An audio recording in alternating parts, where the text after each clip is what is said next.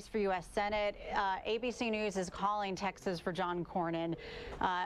We still have lots of votes to be counted, but the projections are showing John Cornyn has won another term as United States Senator. And we have Christian Flores standing by at the state capitol, who has been tracking John Cornyn's campaign. Christian, what can you tell me?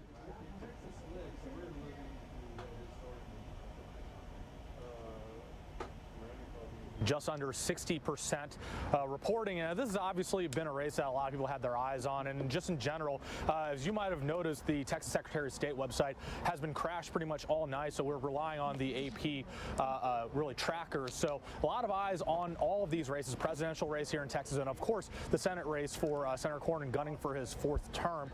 Now, one of the interesting things, and we mentioned this earlier, but one of the interesting things with Cornyn's campaign is just how moderate he kind of was with his advertisements. He really touted one of the bipartisan laws that he helped co-author that passed the Senate back in September. He also had an ad out that showed his support for coverage of pre-existing conditions. So those are two of the biggest campaign ads that you've seen from the Cornyn campaign really since Super Tuesday, and that's definitely a far cry from what we're typically used to with him. He has been considered one of the most conservative voices in the Senate, in Congress, second, I believe, according to GovTrack, only behind Senator Jim Inhofe of Oklahoma. And recently, he's really broken apart from President Trump. He hasn't been quite as vocal as, for example, Senator Ben Sasse of Nebraska, but he's been in an article, in an interview with the Fort Worth Star-Telegram.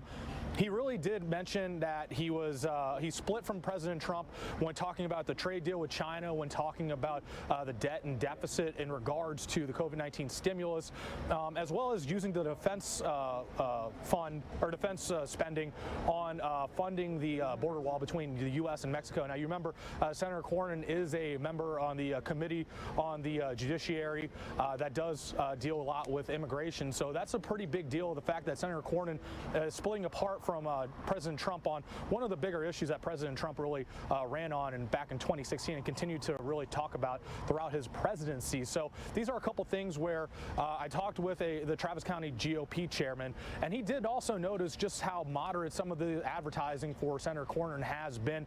He told me long gone are the days where a Republican can just walk and win Texas by 30 points in a statewide race. Back in 2014, Senator Cornyn won by a little bit under 30 points. He said those days are gone because of just the changing demographics. So it was really important for Senator Cornyn to try to reach out, get those moderates, get the undecided voters, get the independents, and maybe even secure some of the more conservative Democrats. So these are some of the things we've been watching pretty much the last couple of months or so. But yeah, it's looking like tonight that these strategies really did pay off in a race that is a lot closer than back in 2014 for Senator Cornyn. Okay, Christian Flores standing by live at the beautiful state capitol. Thank you, Christian. We'll check back.